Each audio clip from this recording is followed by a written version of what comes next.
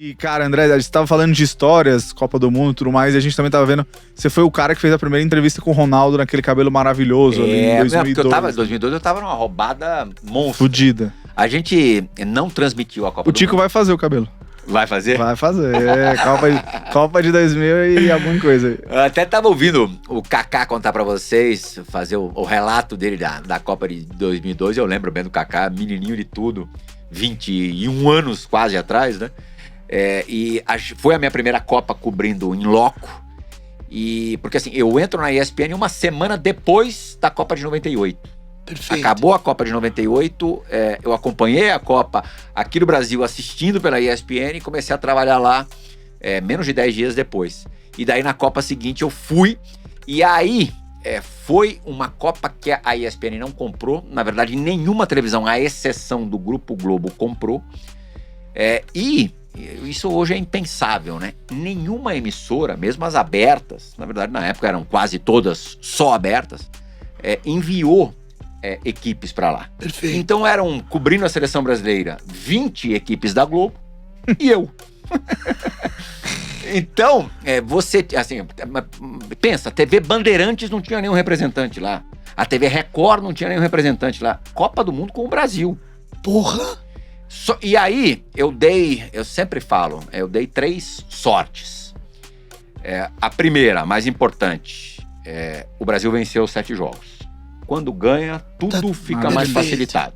Se o Brasil empata aquela estreia com a Turquia ali, sim, se o juiz não percebe que o Luizão caiu fora e não dentro da área, já ia complicar ali o meu campo. Segunda coisa, os hotéis todos eram abertos. O Brasil fez 7 jogos em 7 cidades diferentes, entre Coreia e Japão. Então, a cada 3 dias, fazendo a conta, 3, 4 dias, o Brasil mudava de hotel. E você também? E eu também, a gente mudava de cidade, né? Então, Perfeito. obrigatoriamente, eu tinha que acompanhar, tinha que seguir. Chegando nos hotéis, o Rodrigo Paiva, que era o diretor de comunicação da seleção, voltou a ser agora há pouco tempo. Sim. Ele me passava a relação do quarto, com o número do quarto dos hotéis, dos jogadores. Número do quarto dos jogadores. Só que, não, mas era uma coisa aberta, assim, os jogadores sabiam, tal. Sim. Porque assim, eles sabiam que eu tava na roubada. Hoje, você sem credencial, você ainda consegue acompanhar treinamentos, jogos não, você tem que comprar o ingresso. Eu comprei o ingresso para os jogos de 2002. Mas em 2002, eu não tinha acesso a absolutamente nada. Os hotéis eram abertos, eu podia trabalhar nos hotéis. Mas também, por outro lado, se era oficialmente, no lado FIFA, mais restrito do que hoje, mais fechado do que hoje, o mundo era mais aberto do que hoje. Então eu fazia os caras saindo do almoço. Isso hoje em dia você não consegue fazer. Quando eu digo fazia, eu entrevistava os caras saindo do almoço. Isso hoje em dia você não consegue fazer num amistoso. Se for jogar Brasil e Venezuela em Cuiabá, você não faz isso. É tudo ali, engessadinho, ali, aquela entrevista coletiva, o banner e tal. Eu fazia os caras. E não era, era Cafu, Roberto Carlos, Rivaldo, Ronaldo. O Kaká era um garoto ali. Sim. E aí a gente criou o cantinho do Plihal. Eu montava uma espécie de setzinho sozinho no corredor. Eu, cinegrafista, tá. e um produtor / editor, que editava as matérias e enviava para o Brasil também. Eu precisava de um material mais especial. Só a entrevista ali da saída do almoço não me rendia. Aí o Rodrigo falava assim, só não pega todo dia os mesmos caras. Então não vai encher o saco do Ronaldo todo dia, não vai encher o saco do Rivaldo todo dia. Dá uma dosada. Então eu fazia time A num dia, time B no outro dia, time C no terceiro dia. Perfeito. Eu ia, mesclando, tal, também de acordo com o que estava acontecendo na competição, tal. E aí outro troço impensável, Tico. Durante os 30 dias de Copa do Mundo, eu tive entrevistas exclusivas todos os dias. Isso hoje em dia, nem a Globo consegue. Globo, detentora de direitos, consegue. Esquece. Aliás, ninguém consegue mais nada muito exclusivo, sim, né?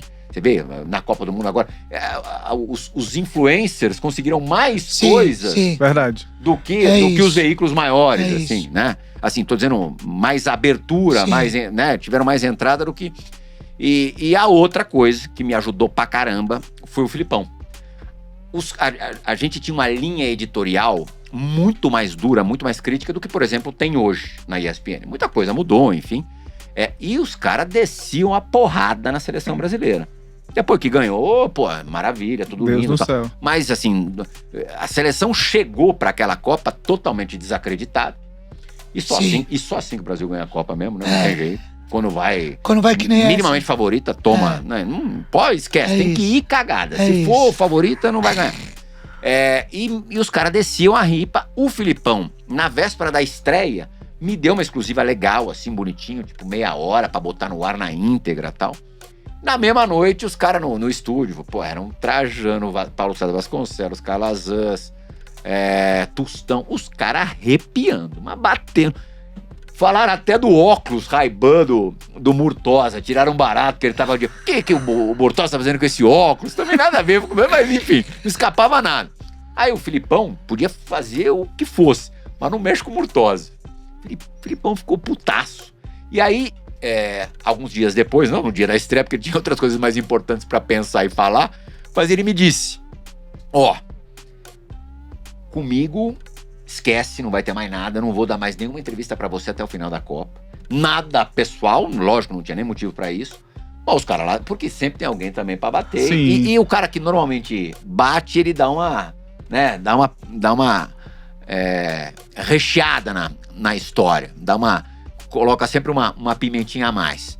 E aí ele falou, só que assim, eu não vou atrapalhar o teu trabalho. Você fique à vontade, você vai continuar igual, tal. Porque ele podia ter falado, esquece que a ESPN não vai ter mais nada. Estamos quebrando o galho dos caras e os caras estão batendo na gente. Sim. Né? Era mais... Tinham outros focos e tal, mas o direcionamento maior é sempre sobre o técnico da seleção. O técnico da seleção, até o Tite, se você comparar com os outros técnicos, não apanhou nada, zero, né? Os outros apanharam muito mais. E aí, mas ele permitiu que eu trabalhasse. Então, os 3 pontos. Resultado. O auxílio do Rodrigo / Filipão, ou Filipão / Rodrigo. E o fato dos hotéis serem abertos, você tinha acesso, me permitiram que eu trabalhasse super bem naquela Copa. Aliás, de todas as Copas que eu cobri, e foi a única que eu cobri descredenciado, foi a que eu consegui mais coisas. Perfeito. Mais coisas exclusivas e tal. E uma dessas coisas foi o Ronaldo. Eu podia escrever um guia de hotéis, dos hotéis da Coreia e do Japão, porque eu sabia, cada saída de emergência, cada corredor, tudo, porque era ali que eu tinha que ganhar meu jogo. O meu jogo se resolvia ali. E aí eu tava lá numa manhã, tal, andando com o cinegrafista pelo corredor do hotel, sai o Ronaldinho, acho que era antivéspera da semifinal com a Turquia. O Brasil reencontraria a Turquia. E o Ronaldinho com aquele cabelo. Você começou a rir já. Primeiro é um choque mesmo. É um choque. E foi uma puta estratégia dele, porque ele tinha sentido um probleminha muscular desfocar a atenção contra a Inglaterra, ele quis que mudasse o assunto. E aí eu falei, até hoje em dia, se você procurar no YouTube, você encontra essa entrevista. Ele falou ali comigo, sei lá, 4, 5 minutos, foi rápido e tal, mas era tudo que eu queria, né? Em Copa do Mundo, tudo é importante. Você conseguir, antes que 20 equipes da TV Globo mostrar para o Brasil, ou para parte do Brasil, claro, nossa penetração era e é muito menor. Hoje em dia essa diferença diminuiu bastante, porque isso viralizaria rapidamente na internet, né? Mas na época nem tinha. Existia internet, mas não existia rede social, nem projeto de rede social. Então a gente conseguiu mostrar antes que todo mundo aquele cabelo do Ronaldinho. Em Copa do Mundo, você pode pensar que é uma coisa banal, mas no meio de uma Copa do Mundo, ou na antivéspera de uma semifinal de Copa do Mundo, é o assunto do dia. E foi super legal, foi uma coisa marcante. Embora pareça tola, foi super marcante.